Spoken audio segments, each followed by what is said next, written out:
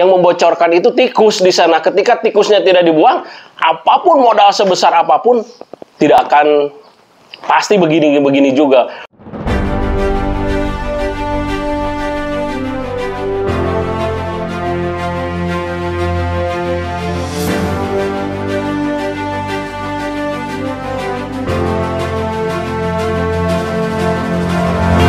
PT BPR Intan Jabar Bank BIJ mengusung visi menjadi BPR yang sehat, kuat, dan terpercaya sebagai mitra strategis masyarakat dan meningkatkan kesejahteraan untuk memberikan pelayanan perbankan yang prima dan optimal kepada masyarakat Kabupaten Garut.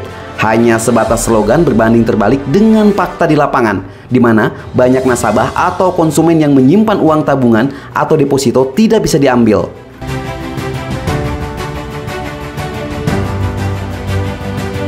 Bank Intan Jabar yang kepemilikan sahamnya milik pemerintah daerah Kabupaten Garut sebesar 39%, pemerintah Provinsi Jawa Barat sebesar 51%, dan sisanya milik Bank Jabar Banten (BJB) sebesar 10%. Keberadaan Bank BIJ Garut yang seharusnya untuk meningkatkan perekonomian daerah Kabupaten Garut serta menjadi sumber pendapatan daerah dan kini malah menjadi beban bagi pemerintah Kabupaten Garut.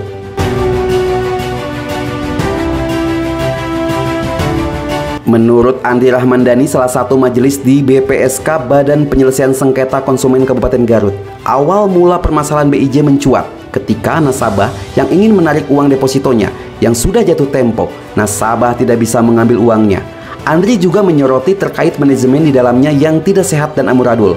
Apabila tidak dibenahi dan diisi oleh orang-orang yang mumpuni di bidangnya, maka akan selamanya amburadul. Awalnya BIJ ini memang permasalahan BIJ itu muncul akibat daripada nasabah yang menarik di daerah KCP Sukoning ya. Di Sukoning itu dia menyimpan uang deposito, tetapi ketika udah jatuh tempo dia tidak bisa mengambil.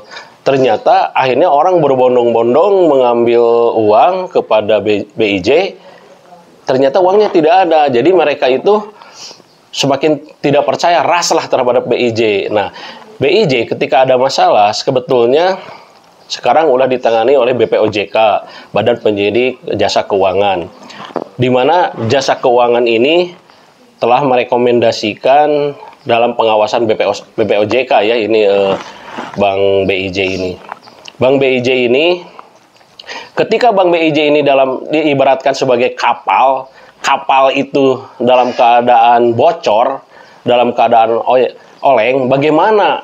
Apa yang menjadi penyebab kapal itu bocor? Nah, di sini otomatis manajemen di dalam kapal itu harus dibenahi. Kenapa?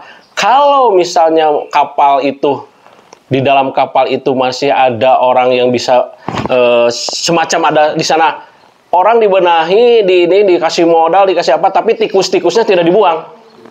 Yang membocorkan itu tikus di sana. Ketika tikusnya tidak dibuang, apapun modal sebesar apapun tidak akan pasti begini juga. Makanya harus dibenahi apa yang sesuai dengan the right man on the right place and the right man on the right job. Menempatkan orang itu harus sesuai dengan skillnya.